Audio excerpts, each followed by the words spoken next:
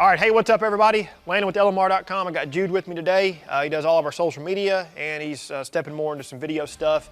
And we're also gonna teach him about working on all these cool cars.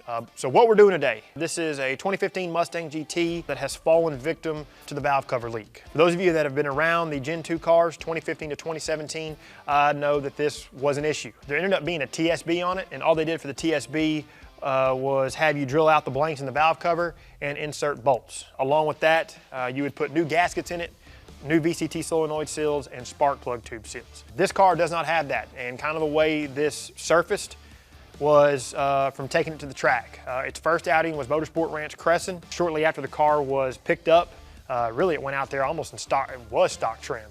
Still had the performance pack wheels on it and some all-season tires.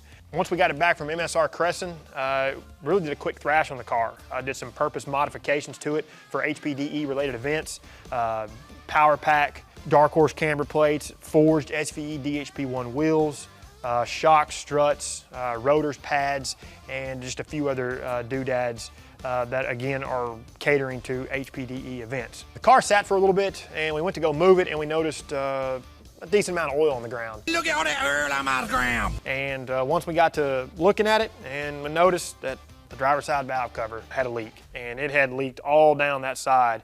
And we'll show you here on screen, but it was all over the alternator, kind of all over that generalized area, dripped down on the closeout panel, and then it made its way onto the ground. So we're gonna service that today. We're gonna kind of walk you through how to do it on this particular application for Gen 2 stuff. A lot of the stuff will be the same, valve cover related for a Gen 1 car. Some of the components that you're gonna have to remove for a Gen 1 car, it'll be slightly different. And we are also upgrading. We're going to a Predator valve cover. Most of us know them as the GT500 valve covers, but those are no longer available.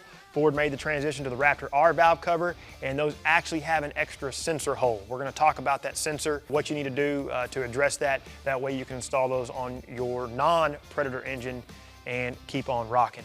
So a few other things to make note of with these valve covers is the better gasket retention from the aluminum construction, the smaller baffling within the covers, which will lead to less oil collection. All the bolt holes are utilized unlike the factory covers, which also benefits gasket retention. These won't crack like the plastic covers and will have improved heat dissipation. The other great thing about these valve covers is the pre-installed gaskets, VCT solenoid seals, and spark plug tube seals. You'll also get retaining bolts and the sensor with hold down bolt that we just mentioned. So I think I've explained ourselves enough. We're gonna get the car up a little bit and get rolling. All right, so what we got first, we're gonna get the strut tower brace out of the way, kind of work our way towards the back side of the car. You don't have to take this K-brace off. Again, speaking on specifics of Gen 2, but we're just gonna spend, you know, just about probably the 10 minutes it's gonna take to get this K-brace out of the way, as well as the battery and the battery box. Jude's gonna work on the strut tower brace, and I'm gonna work on the cold air. Cold air kit's real easy. You're just gonna remove your vacuum connections, loosen the hose clamp on the throttle body. There's a hold down bolt here on the fender, and then this thing comes right out. Oh, don't forget to disconnect your mass air meter. Yoink. All right, strut tower brace out. All right, so this K-brace, this is attached to the car up here underneath the cowl panel. So you'll have to remove a few of these push pins, lift up the cowl panel, and then you can remove these bolts with a ratchet wrench.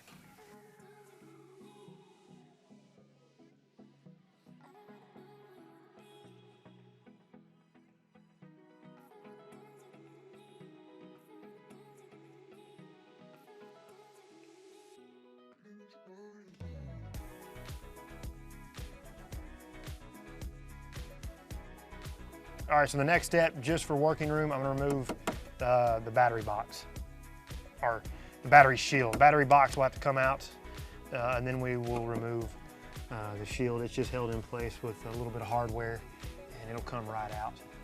Kind of goofy, we'll have to remove some of the push pins over here. Oh, rusty. Oh, well. So this is 8mm. You'll have a bolt. And you can see this is all chewed up, rusted up. You may run into the same situation. And then there is a hold down block as well. Now, this is awkward. This battery is very awkward. It's very heavy. This is a pain to get out. if you have a battery strap, now's the time to have one. But I don't think I'm gonna be able to work this out. It is a pain. Okay, Jude, strongman. Strongman Jude. But there you go. the strap we're referring to, you would insert it into that slot right there and that slot right there. And that'll allow you to pluck it out. All right, so the battery box itself, it's just held in place. Oh, these are gonna be so crusty. With just three 8mm bolts.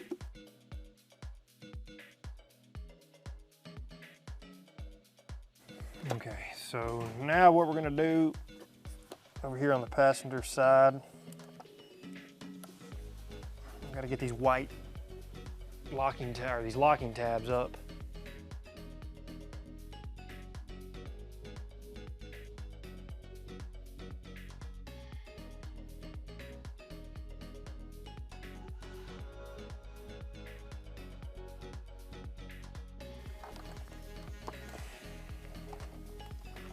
Now, I could have done this the easy way. Got this out of my way.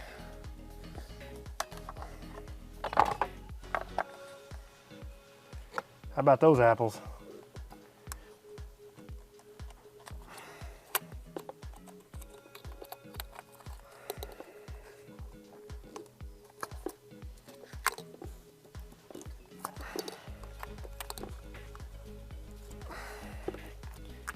All right, and then we'll just want to make sure it's loose off of the valve cover back here.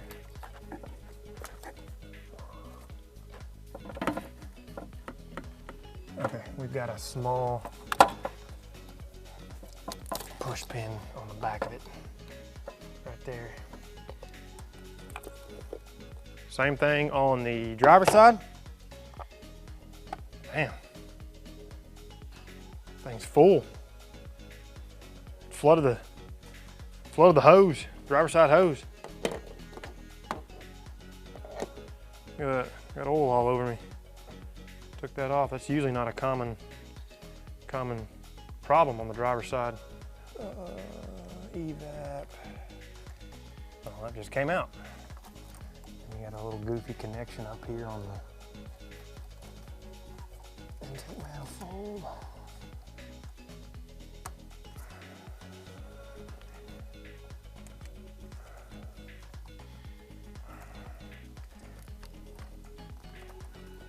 Come on, Mom. Wait. Why is it? It's double clipped. It's double clipped. That's goofy. Never seen that before. I wonder where that double clip came from. That's interesting. Okay, we can just push that down. Out of the way.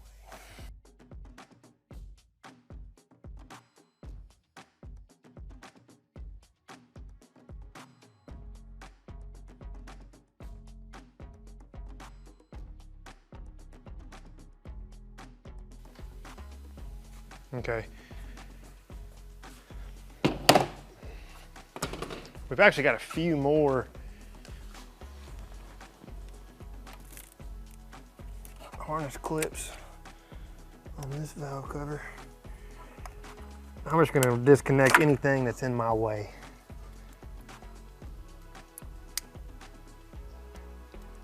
You get fragile over the years. Removing the fuel injector connections on this side.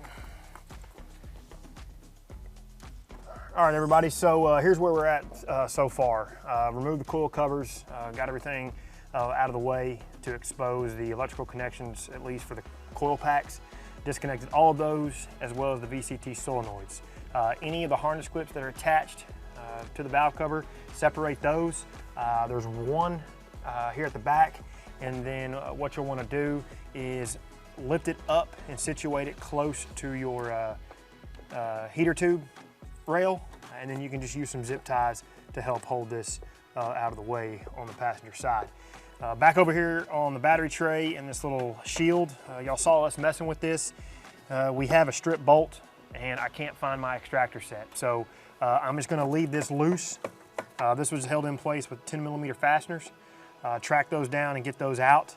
And then this will at least allow us some wiggle room to get this back bolt here on the passenger side valve cover. Kind of over here on the driver's side, same song and dance. Coil cover out of the way, VCT solenoid connections, coil pack connections. I also removed the fuel injector connections for this one. That way I can get the harness up and out of the way a little bit more. Don't forget all the harness clips.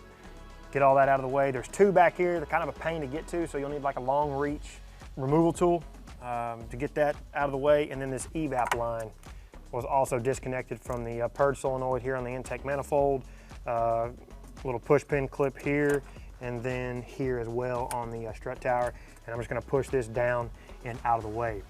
The Ford workshop manual tells us to remove the fuel line, depressurize it and do all that. I don't think I'm gonna need to do any of that, but if we do, we'll be sure and call that out. But the next step here, we're working with kind of a clean engine. We did clean it at some point here a few days ago, but now would be a good opportunity to go ahead and clean any of these areas around the coil packs, as well as the valve cover mating surface with some compressed air, dislodge and flush out as much of the debris as possible. Before you do that, of course, close up any connection points or open areas. That way you don't get a bunch of crud down in there.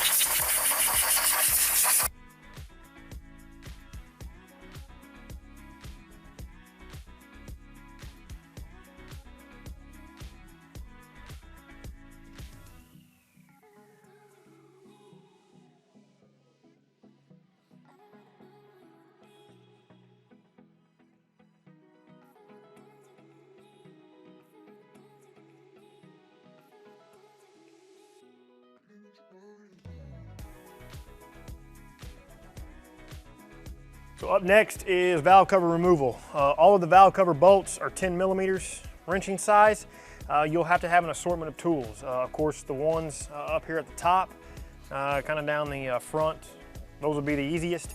All the ones that run the bottom, those would be kind of the trickier ones. If you have a wobble socket, it's gonna help you because you know you can kind of get that down in there and get them loose. The back one, that's gonna be the most difficult one. We'll probably have to put an old school manual socket wrench on that one.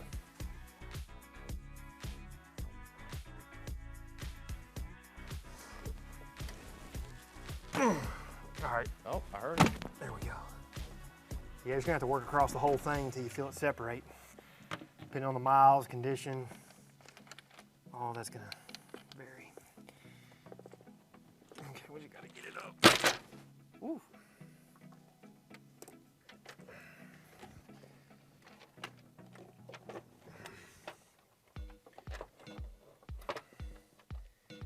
Do your best to not get a whole bunch of dirt and dust down in there. Very nice. Okay, so gasket stayed behind, but what we want to make note of, it's not going to be this way on the bottom just because of design, but you have some dirt and dust still collected in this top part of this valve cover gasket. So take your vacuum and kind of just agitate this a little bit with like a brush or something. Don't go crazy, but just get the majority of that off of there across the top of this gasket, then you can pull your gasket.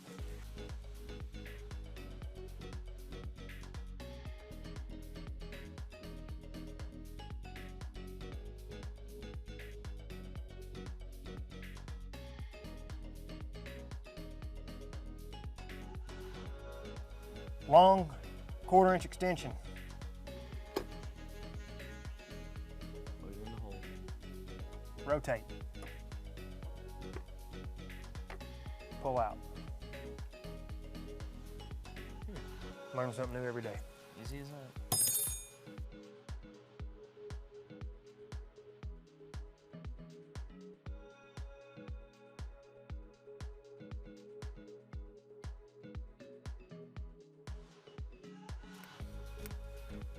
All right, that's about as flat as you can get right there. Okay, so up here on the top, get you a little towel in here. You're going down.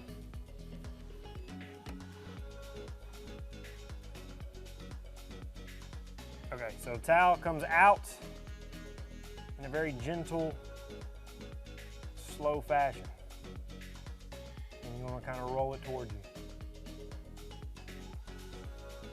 New one? He didn't bring them. I ain't putting them. Just clean that off. Okay, so the two PCV fittings we removed, passenger side and driver side. If you want to get the appropriate box end wrench or open end wrench to get these off, you can. I just use a adjustable wrench. Just make sure you don't, round it off or do anything crazy like that. If you want to clean these, you can. Brake parts cleaner will work. But this is the driver's side. You can see how much oil is saturated on this driver's side. Typically, you don't see this. But what happens is underneath this valve cover, you see this baffle. This baffling that runs the entire length. Oil will make its way up underneath this baffle, kind of not fill it up, but it'll make its way through the PCV, and it'll start to pull it through your intake system. Like I said, typically you don't see this on the driver's side, only the passenger side. So lubricated that O-ring. Just a little bit of petroleum jelly, some fresh engine oil would work. Then we'll kind of get this resituated. Probably turn it by hand until it clicks.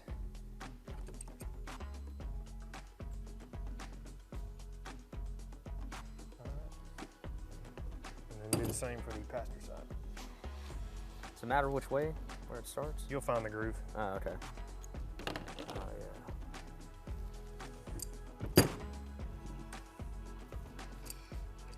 Hey, come over here. You see, this is gonna stop you. Just go to the bottom of the top. You'll feel it. Okay, one more area you wanna make sure it's clean is around your spark plug tubes for the new seals on the valve cover, as well as your VCT solenoids.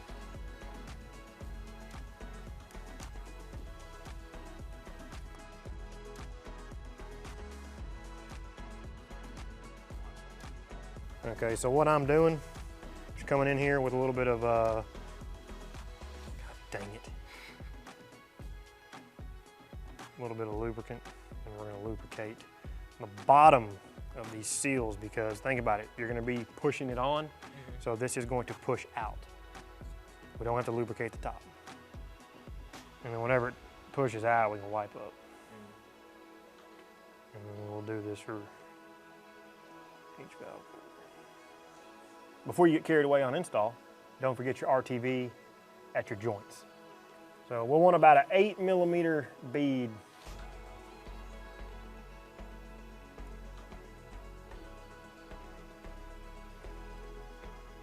About like so.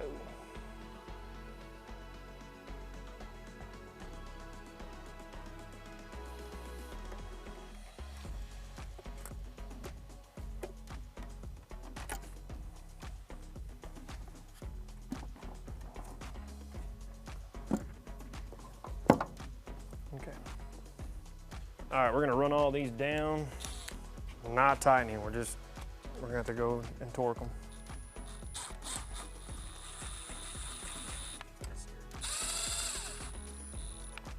All right, so valve covers are on. Passenger side is a little more difficult only because we couldn't get our battery shield and tray out of the way. Driver's side is a lot easier. These torque to 89 inch-pounds. You'll work from the center out. Pretty simple to do.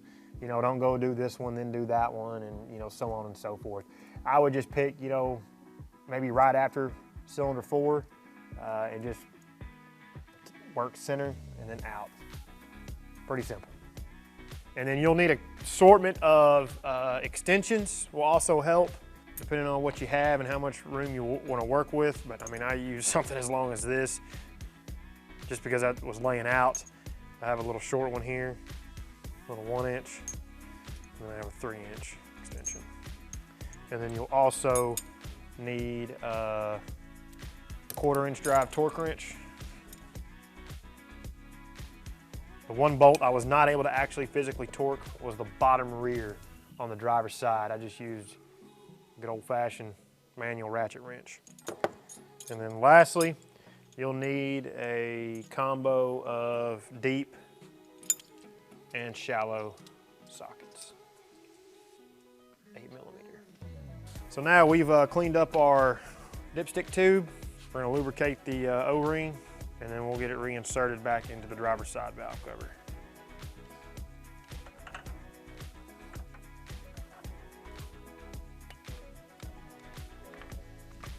Get the dipstick, I guess, insert sleeve, whatever you want to call it, back into position. You'll feel it kind of situate inside of the valve cover, and then you'll just rotate it until it stops. It's not that hard to fit. I don't think this is in the right spot. Put it all the way in. Put it all the way in. All right, now pull it out.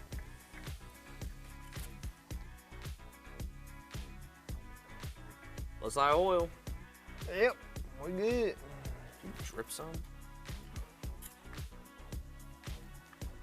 If you feel like you've got a little bit of dirt down in here, blow it out. I know I didn't, but if you do, you know, just make sure stuff is covered. And then you'll repeat this for all coil packs.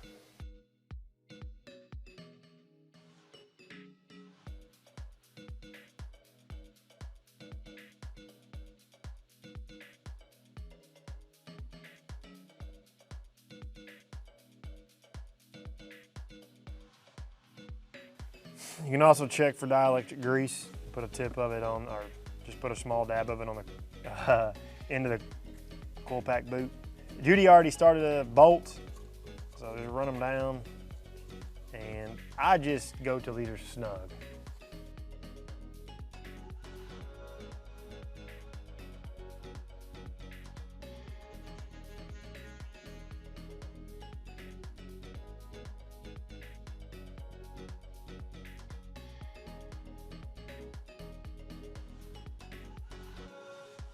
So here's the sensor that you're going to use to plug the hole in the Raptor R version of the Predator valve cover. The GT500, like we said, are no longer available. This is just going to ride in the spot.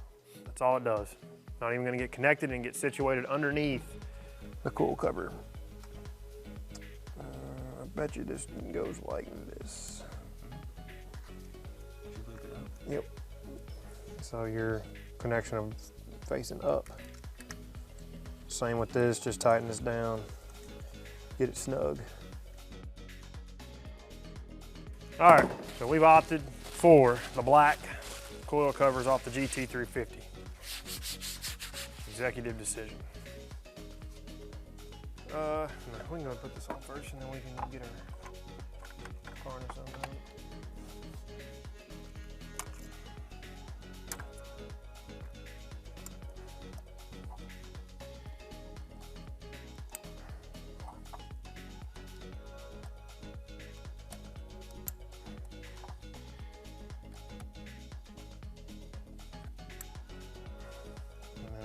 VCT solenoids. Okay, we'll get our oil cap, get that installed.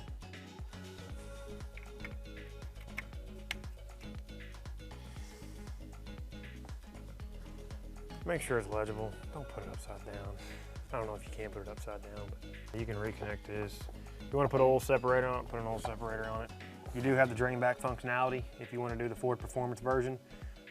Modifications are required to the kit to make it work on a non-2020 to 22 GT500.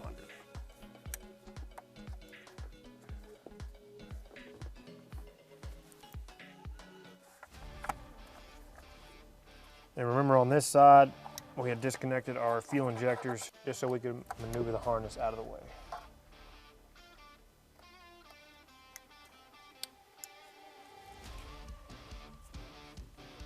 All right, so I'm gonna go ahead and finish off the reinstallation, K-brace, retighten up all the battery shield, battery tray stuff, get the cold air intake back installed.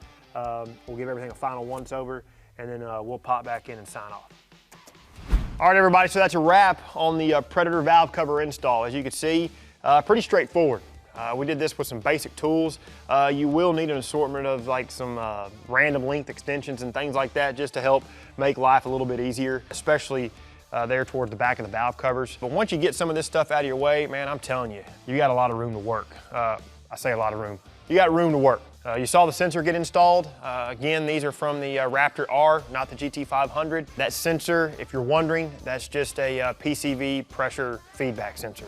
So get it installed and keep on moving with what you got to do. Also on the bench, we're able to take a look at the OEM valve covers in a more clear picture, and you can see the blanks that we're referring to where they didn't have the holes, and of course bolts. And that again was what the TSB was. You would drill those out and then install fasteners for a better clamping force on that factory valve cover. But those things they serve their purpose, but man, looking at this aluminum valve cover, it's worth the money. It really is. This thing looks sweet. And then we topped it off. We had to do it with the black coil covers. These things are so cheap. You know, by the time you nickel and dime painting those things that you took off, you'll have more money in those than you would if you just bought the black ones. But that's of course if you want black. You know, if you want to do something else, you know, well, do something else. I will say this, once you finish it up, if you wanted to do an oil change, you could. I would start the car, probably get a little bit of heat in it, and then you can do an oil change. Reason being, as clean as we were, no matter what, there's still gonna be a little bit of very fine debris that makes its way down into the cylinder head and the valve train area. So if you're one of those, you know, that in your mind, you're like, oh, I gotta change my oil, just change it. I know, especially if you're running 5W50, an oil change can be expensive, but hey, that all comes back to, you know, if you're doing this, well, you gotta kind of pay to play a little bit. So that's it. Hope y'all enjoyed it. If you have any questions, comment below. If you find value in what we do, please consider liking the video, subscribe to the channel, turn on notifications, and until we see you in the next one for all things S550, keep it right here with the Real Enthusiasts, LMR.com.